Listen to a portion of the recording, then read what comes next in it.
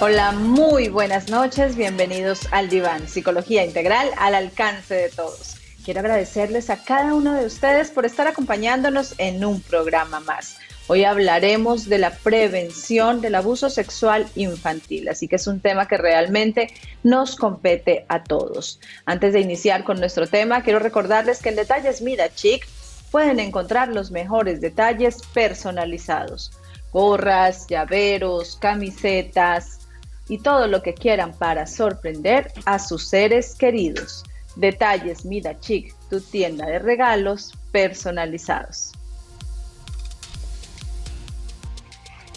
Y vamos a empezar con el ABC de la psicología. Ustedes pueden enviarnos todos sus mensajes y preguntas al 098-592-7245 y en el diván las responderemos. Veremos nuestra primera pregunta en pantalla. ¿Cómo le ayudo a mi hijo a entender que va a tener un hermanito? Cuando viene la llegada de un hermanito, es muy importante que preparemos al hermanito mayor desde muy temprano. ¿Qué quiere decir esto? Que a medida que la pancita de la mamita está creciendo, empecemos a involucrarlo con el tema, que no le llegue de sorpresa. ¿Y cómo lo empezamos a involucrar? Le podemos decir al niño que cómo le gustaría que esté decorada la habitación de su hermanito, ayudarle a escoger las fotos, ayudarle a escoger los colores, tal vez los detallitos, empezar también a preguntarle cómo se siente y validarle la emoción. Es muy común que los niños a la llegada de un hermanito empiecen a tener algunas conductas de retroceso. ¿Qué quiere decir esto? Puede ser que el niño nuevamente se haga pipí en caso de que ya haya tenido control de esfínteres, puede ser que quiera usar el biberón y ya no lo usaba, puede ser que empiece a gatear, porque está asociando estas conductas con que va a tener el amor de mamá. Así que mamá y papá siempre le van a resaltar que el amor es hacia todos. Por lo tanto, involucrarlo con todas las cositas y preparación que van a tener hacia el bebé es muy importante. Y el día del nacimiento, por supuesto, que haya un regalito para los dos hermanos. Veremos nuestra siguiente pregunta en pantalla. ¿Cómo puedo aumentar la autoestima de mi hijo? ¿Solo diciéndole cosas lindas? Decirle cosas lindas a nuestros hijos es muy agradable y es muy hermoso. Esto no significa que no podamos también expresarles cuando ellos hacen algo inadecuado. Por lo tanto, la autoestima se va conformando de una forma linda y segura cuando nosotros reforzamos el proceso, cuando le damos a entender a nuestros hijos que ellos no solo son un resultado, cuando le enseñamos inteligencia emocional, cuando le decimos que sus emociones valen, que sus límites son válidos, todo este tipo de cosas hace que la autoestima del niño esté bien. También es muy importante que empecemos a reforzar no solo cómo se ven, sino también qué cosas hacen, para que ellos empiecen a entender que no deben pedir aprobación solo por su parte física, sino que por el hecho de ser seres humanos son absolutamente valiosos. También enseñarles que cada persona, por su individualidad, es alguien especial, así que no necesitan compararse con nadie para ser perfectos, maravillosos y especiales. También evitar muchísimo hablarles a las niñas solo de la parte física y de estereotipos. Esto nos ayuda mucho a que ellas refuercen mucho esta parte interna y entender que lo que está por fuera, el paquete, no es lo más importante, sino más bien que este empaque debe venir acompañado de mucha fuerza, de mucha sabiduría, de mucho conocimiento y de mucho crecimiento personal. Esta es una manera muy linda de enseñarle a nuestros hijos que el amor está dentro. Y esto ha sido todo por hoy en el ABC de la psicología. Y si quieren agendar terapia psicológica, pueden comunicarse al 098-592-7245 para terapia, coaching, formación en programación neurolingüística, orientación vocacional, capacitación empresarial y muchas cosas más. Porque tu salud mental lo merece. Y vamos a darle paso a nuestro tema de hoy, prevención del abuso sexual infantil. Para desarrollar este importantísimo tema, hoy me acompaña desde Colombia el psicólogo Gilberto Amado. Hola Gilberto, buenas noches, bienvenido al diván. Carol, muchísimas gracias por invitarme una vez más en este apreciado espacio que ayuda a toda la sociedad, aporta a la construcción de país en el lugar donde estemos. Qué lindo, muchísimas gracias por esas bellas palabras de introducción. Te agradezco a ti también por darte este espacio para aportarnos desde tu conocimiento. Y bueno, hoy con este tema tan lindo, tan triste al mismo tiempo, porque desafortunadamente los casos de abuso sexual incrementan notablemente. Así que vale la pena que invirtamos este tiempo para darle a conocer a las familias, a los docentes de cómo podemos hacer para prevenir y para identificar el abuso sexual infantil. Así que bueno, Gilberto, cuéntanos. Vamos a hablar un poquito acerca de qué es el abuso sexual infantil. Ok, Carol, bueno, desde mi concepto, el abuso sexual infantil es la agresión que el abusador puede, pues, acudir hacia un niño, ¿no? Ese es como tal el no Ujú. querer, el que no existen límites, el que demuestra un poquito más allá de los límites permisibles, por decirlo de esa manera, digamos que empieza todo el proceso de abuso sexual. Estuve investigando algunas de las fuentes y nos dicen casi que el 92% de los abusadores a nivel de abuso sexual infantil son asociados a la familia o pertenecen Ujú. del grupo familiar. Exactamente, precisamente eso está también, vamos a hablar un poquito de eso cuando hablemos de los mitos del abuso sexual. Y por supuesto, tienes toda la razón. El abuso sexual se enmarca en la utilización del niño para satisfacer la sexualidad de un adulto. ¿Y esto qué implica? Implica no solo que haya penetración como muchas personas piensan, sino también el exponerlo a pornografía, el lenguaje sexualizado, tocamientos, desvestirse delante del niño con una intención que vaya más allá de la naturalidad, material pornográfico, tomarle fotografías cuando está en ropa interior o cuando está desnudo. Todo esto ya es abuso sexual infantil. Por lo tanto, es importante que no esperemos a que haya una agresión física, que haya un golpe evidente para decir que estamos frente a un caso de abuso sexual. Por favor, en casita, no minimicen las cosas. Si vemos que una persona expuso a un menor de edad, a un niño, a un bebé, ante material pornográfico, ante películas, ante fotografías, a cosas que tal vez de afuera dicen eso no es tan grave, pues sí es grave y muy grave. Entonces hay que tener muy en cuenta qué significa el abuso sexual infantil. Bueno, Gilberto, y cuéntanos un poquito, tú estás en Colombia y de Colombia a Ecuador vemos que hay casos muy similares porque estamos en una cultura muy parecida. Tú me mencionabas que los casos más comunes se dan o vienen desde un familiar. Los casos que se reportan en Colombia desde tu profesión, ¿son muchos o más bien es un tema que no se toca mucho? No, digamos que acá tenemos una entidad que es el ICBF, que se encarga claramente de todo el tema de protección al menor, y hay muchísimos casos, ¿no? Y específicamente en temas de Ujú. caso de abuso sexual, por lo general, eso no respeta ningún tipo de estrato socioeconómico, ¿no? Eso es muy importante. Ujú. Ahí todo el tiempo estamos en proceso de abuso sexual y creo que las cifras a nivel de Latinoamérica es casi que el 92%, como te lo mencioné hace un momento, el 92%, digamos, de los casos de abuso sexual son claramente por personas De aliadas a la familia. familia o pertenecientes del grupo de familia, exactamente, al grupo de familia. Que es importante también, Carol, Ujú. y digamos que en Colombia generamos diferentes tips o tips para comenzar a prevenir ese abuso sexual infantil. Uno de estos tips, por ejemplo, es el tema del autocuidado, Carol. El cómo yo, como padre de familia, madre de familia o en el mismo hogar, desde un proceso de autocuidado, le enseño a mi hijo, por ejemplo, a conocer las partes de su cuerpo, a llamar a las partes de su cuerpo como Ujú. se deben llamar. Entonces creo que eso hace parte Por muy, o sea, es supuesto. parte fundamental de este proceso para la prevención.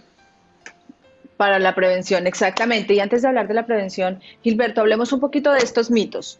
Por ejemplo, hay un mito que es muy conocido y es que los abusadores sexuales son personas desconocidas. Mito total, como tú lo mencionas, los abusadores sexuales pueden ser integrantes de la misma familia, por lo tanto debemos cuidarlos muchísimo en casa.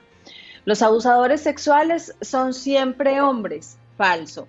Aunque el mayor porcentaje pueden ser hombres, esto no quiere decir que no se dé también en mujeres. Las mujeres también tienen y presentan abuso sexual a menores. Los abusadores son mayores de edad. Bueno, nos dice la norma de todas las denuncias que se da que hay un porcentaje alto también de adolescentes a niños muy pequeños. Aquí hay que tener en cuenta que la brecha de edad es que sean 5 años mayor que un pequeñín. Por lo tanto, ya hay una intención, sobre todo si estamos hablando de un adolescente. Entonces, no necesariamente tiene que ser un mayor de edad. Por supuesto que si vemos un adolescente que tiene también estas conductas, probablemente él también fue un niño, un adolescente que estuvo expuesto al abuso. Por esto no justifica que tenga estas conductas. Por lo tanto, estos mitos los vamos a quitar del lado. Pueden ser por parte de un familiar, pueden ser por parte de una mujer y pueden ser por parte de un adolescente. Por lo tanto, hay que estar muy atentos y no dejarlos a la deriva, porque recuerden que los niños tienen muchísima inocencia, dentro de ellos aún no existe el concepto de sexualidad y pueden tomarlo como natural. Y Gilberto, hablando un poquito de la prevención como tal, vamos a ver algunos factores de prevención. Uno de estos es lo que tú nos mencionabas, la supervisión, por ejemplo. La supervisión es muy, muy importante. Pensar que nosotros somos los encargados de darles esta vigilancia a nuestros hijos, que no se trata solamente de que seamos unos proveedores económicos, sino que también estemos muy atentos de su desarrollo, de su crecimiento, de su parte emocional. Por ejemplo, para cambiarles el pañal les vamos a avisar. Bueno, mi amor, en este momento te voy a cambiar el pañal y por eso estoy tocando tu cuerpecito. De esta forma el niño está relacionándose con que siempre hay que pedirle permiso y que su cuerpo es de él, de absolutamente nadie más. Avísale también cuando le vas a cambiar la ropa, explícale que tú lo estás haciendo porque eres su mamá o porque eres su papá y estás al cuidado del niño, pero que su cuerpo también es de él. Evitar dejar a los niños también en otras casas. Precisamente cuando hablamos de otras casas me refiero a que a veces los mandamos donde los tíos, las tías, los abuelitos, y realmente no sabemos a qué riesgo pueden estarse exponiendo, porque desafortunadamente el abusador viene camuflado en muchas cosas y muchas veces el niño tiene un vínculo con este abusador, tiene un vínculo afectivo, porque el abusador lo que ha hecho todo el tiempo es manipularlo para que este niño crea que eso es amor, que eso es cuidado. Y una educación sexual sana, por supuesto. Esta comunicación quiere decir que de acuerdo a la edad, el niño vaya aprendiendo lo que tú nos mencionabas, cuáles son sus partes del cuerpo, llamarlas por su nombre. Por ejemplo, muchas personas tienen como esta vergüenza de llamarle a los genitales por su nombre. Entonces, lo que hacen es inventarse nombres como la florecita, bueno, muchos nombres que realmente no tienen sentido y esto lo único que genera es una confusión en el niño. Además, que el abusador sexual tiende a utilizar estos términos. Por lo tanto, si usted a su hijo le enseñó que está el pene y que está la vagina, y el niño llega de un momento a otro, la niña llega de un momento a otro diciendo, ay, esta es mi florecita, pues significa que afuera le estuvieron hablando de estos términos. Por lo tanto, es importantísimo que le llamemos a todas las partes del cuerpo por su nombre, sin ridiculizar, sin minimizar realmente las cosas como son. Otra forma de prevenir el abuso sexual, y esta, Gilberto, me llama mucho la atención. Sin duda alguna hemos visto que la psicología, que la conducta va cambiando y las formas en que tenemos de criar también deben ir cambiando. Muchas familias acostumbran a criar a los niños con base en refuerzos y castigos. Entonces, por ejemplo, si haces esto bien, te voy a regalar esto. Si haces esto mal, te voy a retirar esto. ¿Y qué pasa? Que los abusadores sexuales, los estudios últimamente nos muestran que el abusador sexual utiliza esta misma técnica de refuerzo y castigo. Entonces le dicen al niño, No digas nada y te compro un helado de chocolate. Si le cuentas a mamá, ella te va a pegar. Este es un secreto entre tú y yo. Si tú dices algo, te llevo a la policía de niños. Este tipo de cosas que se utilizan en casa, porque hay papitos que incluso hemos visto que hay aplicaciones y hay alarmas que dicen, sí, soy la policía de niños y si el niño se está portando mal, me lo llevo. Estas cosas generan un daño emocional terrible y son cosas de las que se pueden apoyar los abusadores para crearle este conflicto interno al niño y hacer que él se calle.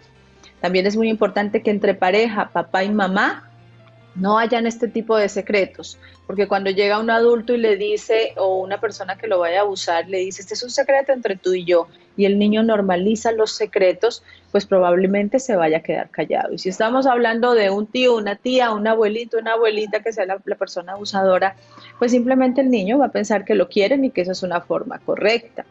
¿Qué nos puedes decir tú de esto, Gilberto? Claro que sí, Carol.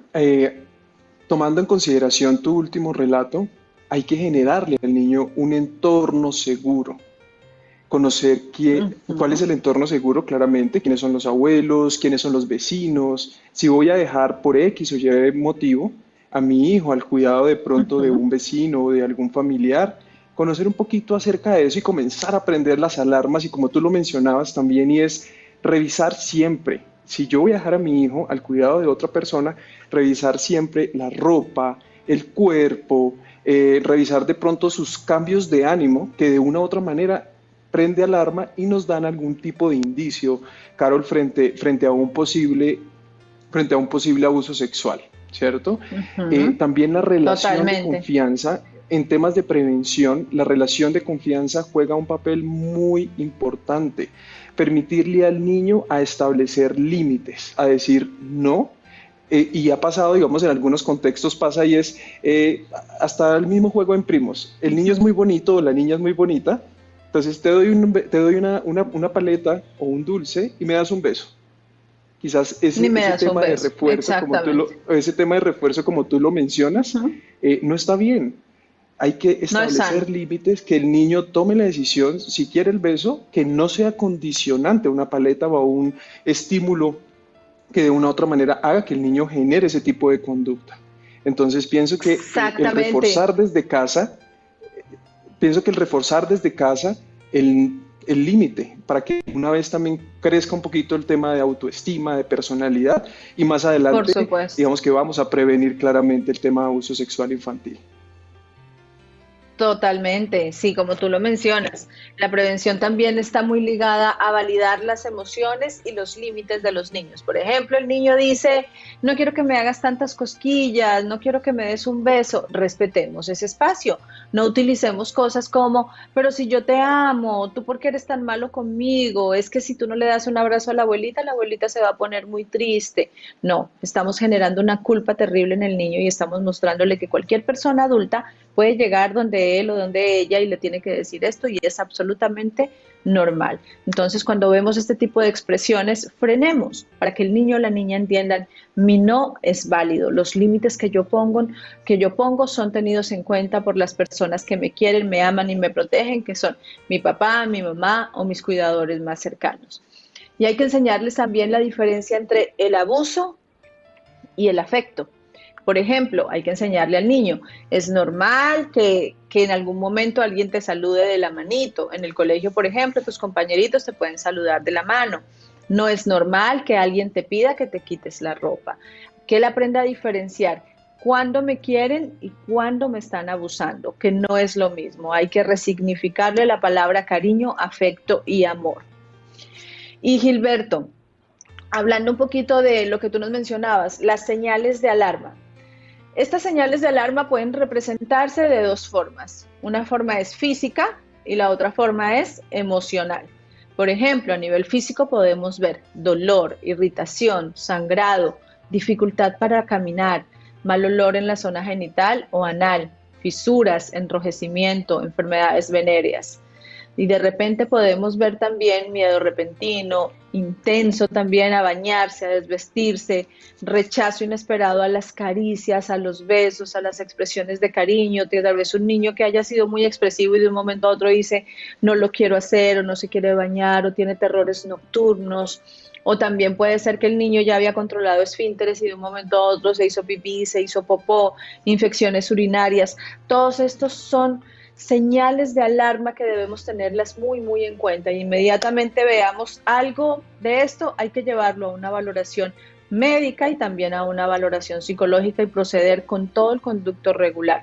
No hay que tener miedo a poner denuncias y desafortunadamente se ve mucho hasta en consulta que los casos de abuso sexual incrementan y hay mamás que prefieren tal vez creerle a su pareja, porque muchas veces también viene por parte de los padrastros los abusos, y le creen a su pareja y terminan con la parte judicial dejada totalmente a un lado sin importar el sufrimiento emocional que puede tener este niño, la traición que puede sentir al decir estoy totalmente desprotegido por parte de la persona que más me ama, que es mi mamá, y probablemente y seguramente va a tener también mucha ansiedad, puede tener depresión, hablando de cosas pequeñas frente a los resultados y consecuencias que hay por el abuso sexual. Así que hay que tener muchísima atención. Gilberto, en estas señales de alarma, ¿tú tienes alguna otra que nos puedas mencionar? Más que señales de alarma, Carol, que pueden ser muchas, que pueden ser muchísimas, claro, el tema también de prevención y es una recomendación y es, si existe la posibilidad que el niño o la niña duerman solos, pues es muchísimo mejor, ¿no? De una u otra manera enmarca todo su proceso o su independencia y va a comenzar a alertar el mismo niño como no me están tocando de la manera como lo haría un cuidador, una abuela, un papá, una mamá, y como tú lo mencionas. Entonces hay que, vuelvo a insistir, Ujú. generar un entorno seguro, prender las alarmas. Y te quiero contar una anécdota, Carol. Hace poco hablaba con un amigo pediatra, me decía, una abuela que era la cuidadora de una niña, llevó a la niña a consulta Sí. y ella refería que muy probablemente su nieta había sido abusada sexualmente. ¿Por qué? Porque quizás estaba tocándose mucho sus genitales y digamos que hacía conductas que no eran por lo general, digamos, las conductas repetitivas que ella por lo general hacía. Entonces, en todo el proceso de investigación, el pediatra se dio cuenta que efectivamente la niña estaba en un proceso de crecimiento y ahí también, Carol, es también prender las alarmas y decir, Ujú. oye, ¿qué realmente es abuso sexual y qué es realmente parte del proceso de desarrollo infantil?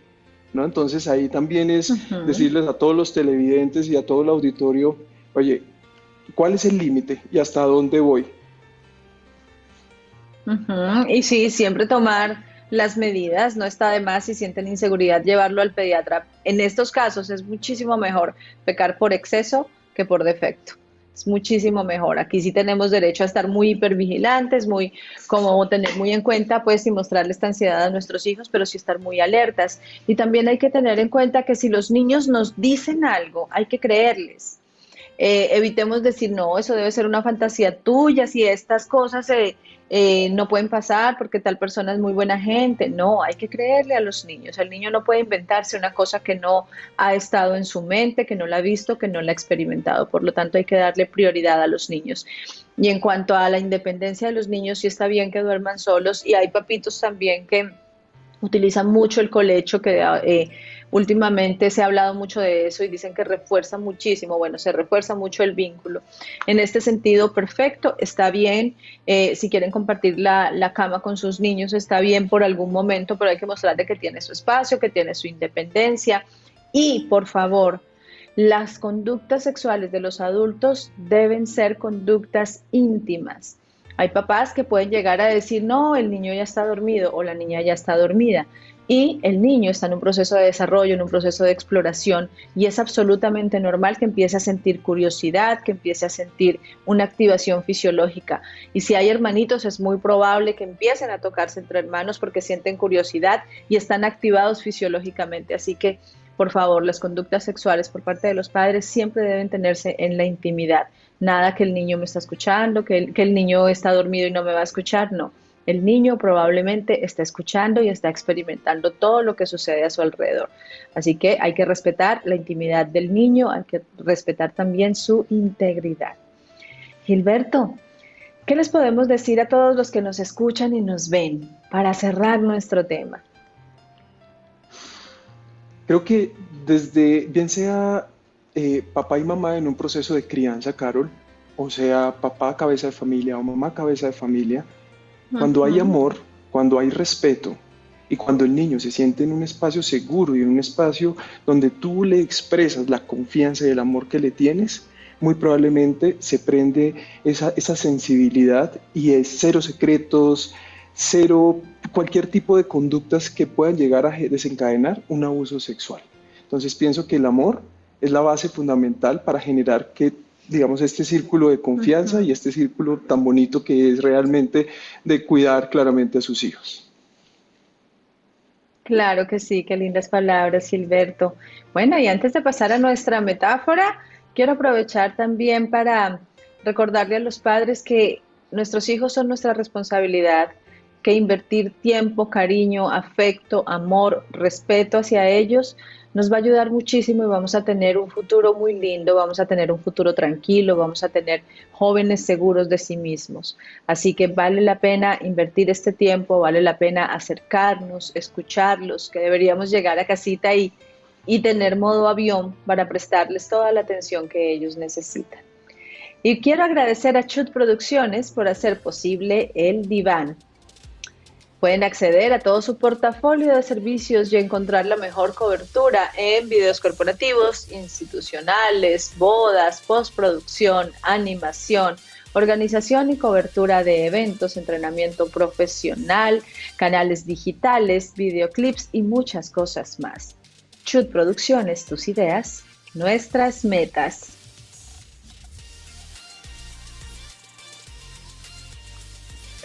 Y para cerrar este tema tan importante, quiero dejarlos con esta frase tan bonita de Matthew Jacobson. Él nos dice, detrás de cada niño que cree en sí mismo hay un padre que creyó en él primero. Así que el futuro de nuestros niños depende de nosotros, por lo tanto, hagámonos responsables de nuestro rol.